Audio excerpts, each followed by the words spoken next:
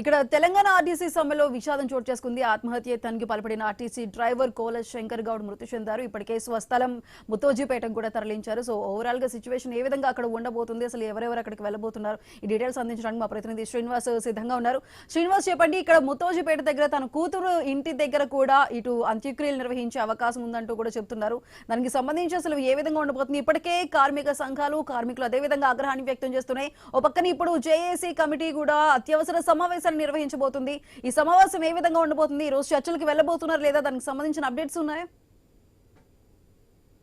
ఉమ్మడి ఆదిలాబాద్ జిల్లా వ్యాప్తంగా మూడో రోజు కూడా ఇటు ఆర్టీసీ సమ్మె అయితే కొనసాగుతుంది. నిన్నటి వరకు కొంత ప్రశాంత వాతావరణంలో సమ్మె కొనసాగినప్పటికీ కూడా ఇటు డ్రైవర్, కండక్టర్లు భద్రాచలం, నల్గొండకు సంబంధించినటువంటి వెంకన్న లింగారెడ్డి ఆత్మహత్య యత్నానికి పాల్పడగా ప్రస్తుతానికి వాళ్ళు ఆసుపత్రిలో చికిత్స పొందుతున్నారు. మరోవైపు నర్సంపేట ఆర్టీసీ డిపోకు సంబంధించి శంకర్ గౌడ్ ఆత్మహత్య యత్నానికి పాల్పడడం, ఇటు చికిత్స హైదరాబాద్ తరలిస్తున్న నేపథ్యంలో మృత్యువాత పడడంతో అయితే ఒక్కసారిగా ఆర్టీసీ ఉద్యోగులు అయితే ఆగ్రహం అయితే వ్యక్తం చేస్తున్నారు. కేవలం ఇది ప్రభుత్వ నిర్లక్ష్యం వల్లనే అతను ఆత్మహత్య చేసుకున్నాడు, ఆత్మార్పణం చేస్తున్నారంటూ కూడా జేఏసీ నాయకులు, ఉద్యోగులు అయితే ఆరోపిస్తున్న పరిస్థితులు అయితే ఉన్నాయి. మనకు అందుబాటులో కొంతమంది జేఏసీ నాయకులు, ఉద్యోగులు ఉన్నారు, వారిని కూడా అడిగి చేస్తున్నారు. మేడం, చెప్పండి, ఏ రకంగా చూస్తారు? శంకర్ గౌడ్ ఆత్మహత్య యత్నము జరగడం, మరణించడం కూడా జరిగింది, దాన్ని ఏ రకంగా చూస్తారు? మీరు ఏం డిమాండ్ చేస్తా ఉన్నారు? ఫస్ట్ అయితే నేను నా తోటి కార్మికులకు అందరికి చెప్పేది ఏంటంటే, మీరు ఇట్లాంటి క్షణికావేశ నిర్ణయాలు తీసుకోకండి. ఎందుకంటే ప్రతి ఒక్కరికి కుటుంబం ఉంటది. ఈ సమ్మెని మనము సానుకూలంగా, సామరస్యంగా ముందుకు తీసుకెళ్ళిపోదాము. ఒకరి ప్రాణం వల్ల ఇప్పుడు మిగతా కార్మికులందరూ భయాందోళనకు గురయ్యారు. కాబట్టి ఎవ్వరు ఇలాంటి చేయకండి. ఇప్పటికైనా ఆత్మ బలిదానాలు స్టార్ట్ అయ్యాయి. కేసీఆర్ ప్రభుత్వంలో కూడా ఇలానే జరిగింది. ఈ రేవంత్ ప్రభుత్వంలో కూడా ఇలానే మొదలయ్యాయి. ఇప్పటికైనా మన నాయకులను పిలవండి, మాట్లాడండి, కూర్చోండి, ఏదో ఒక నిర్ణయం తీసుకోండి. ఇంకా మిగతా వాళ్ళు ఏదో ఆవేశంలో చేసుకోకుండా ఉండడానికి ముందు జాగ్రత్తలు తీసుకొని అందరికీ ధైర్యాన్ని నింపండి అని ఓవైపు ప్రభుత్వం ఏమో మీరేం గొంతమ్మ కోరికలు లేదు, మేనిఫెస్టోలో పెట్టిన డిమాండ్లను మాత్రం ఏదైతే కాంగ్రెస్ ప్రభుత్వం మేనిఫెస్టోలో పెట్టినాయే మీరు అడుగుతా ఉన్నారు. కానీ ప్రభుత్వం కమిటీలు వేస్తాము, కమిటీల ద్వారానే ఫైనల్ అవుతుందంటూ కూడా చెప్తున్న పరిస్థితి. మంత్రులేమో 4 వారాల గడువు కావాలంటున్నారు. ఇది జేఏసీ తోటి చర్చలు ఉండే అవకాశం ఉన్నాయని అంటున్నారు. చర్చలకు వెళ్తున్నారా జేఏసీ నాయకులు? ఏ రకం ఉంది? నిన్న కేబినెట్ మీటింగ్ జరిగింది. ఆల్రెడీ అందులో మొత్తం చర్చించారు.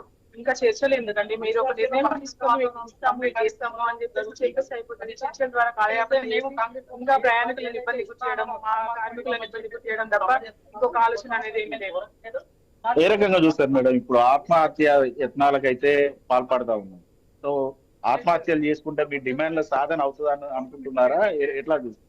ఆత్మహత్యలు ఎవరు వద్దు అని చెప్తున్నాము. ఆత్మహత్యలతో ఏది అవ్వదు. కాకపోతే వాళ్ళ కుటుంబాలు రోడ్డున పడతాయి. మనం అందరము ఇంకా ఎన్ని రోజులైనా, అది 100 రోజులు కానీ 200 రోజులు కానీ, కాకపోతే సమ్మె చేద్దాము. ఎవ్వరు మాత్రం ఇలాంటి అగత్యాలు చేసుకోవద్దని నేను కోరుతున్నాను. పేరు అందరినీ ఎవ్వరు ఏమంటారు క్షణికావేశంలో నిర్ణయాలు తీసుకోకండి. అందరం తోడు ఉన్నాము. ఎవరికి ఏ ఆపద వచ్చినా చెప్పండి. అందరం ధైర్యంగా ముందుకు వెళ్ళి సమ్మెను సక్సెస్ చేసుకుందాము. మన కోరికలను నెరవేర్చుకుందాము, మన డిమాండ్లను తీర్చుకుందాము. కానీ ఎవరు బలిదానాలు చేసుకోవద్దని నేను అందరినీ కోరుతున్నాను. ఇప్పుడు శంకర్ గౌడ్ మృతదేహాన్ని అయితే ప్రస్తుతానికి గ్రామానికి అయితే తరలించారు. మరి కొద్దిసేపట్లో అంత్యక్రియలు అయితే చేయండి. ఎట్లా చూస్తారు ఆయన చనిపోవడాన్ని? మీరు మిగతా ఆర్టీసీ ఉద్యోగులకు ఏ రకంగా, మీ తోటి ఉద్యోగులకు ఎటువంటి భరోసా కలుగుతుంది? డ్రైవర్ గారు ప్రగాఢ సానుభూతి తెలియజేస్తారు. అన్న, నీ మరణం వృధాగా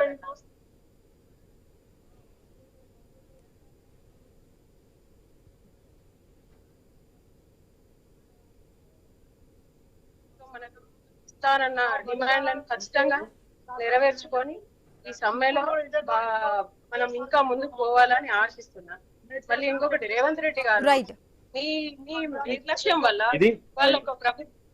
ఇది సుధా, ఇటు ఆర్టీసీ ఉద్యోగులు అయితే చెప్తున్నది ఒకటే, ఎవరు కూడా ఆత్మహత్య యత్నానికి పాల్పడద్దు, అందరం కలిసికట్టుగా పోరాడదాం, మన సమస్యలను పరిష్కరించుకుందామంటూ ఆర్టీసీ ఉద్యోగులు, జేఏసీ నాయకులు అయితే చెప్తున్న సిచ్యువేషన్. ప్రభుత్వం